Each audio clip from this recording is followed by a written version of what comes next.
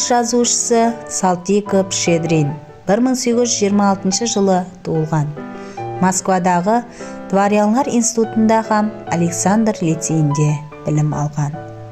Тәсілеп қосқылар жазған. Лира қосығы Пушкин һәм Державинге арналған. 15 қосығы бізге шекем жетіп келген.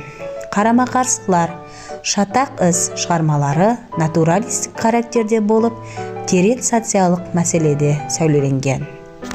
Шығарма күкімдар тұлпарлардың ашуын қозғатқан.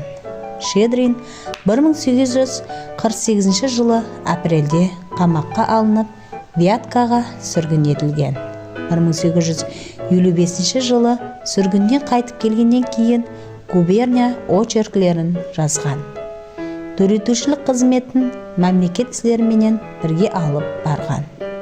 1856-1858 жыллары ішкі істер министрлігінің айрықша тапсырмасы менен чиновник болып қызмет еткен.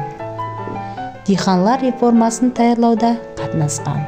Көплеген очерклері һәм сценарийлері кіші көрінілер һәм нәтижедегі сатира кітабына кіргізілген.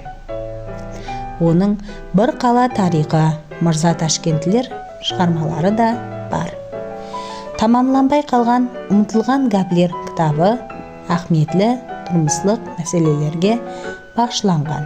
Оның шығармалары өзбек тіліне аударылған.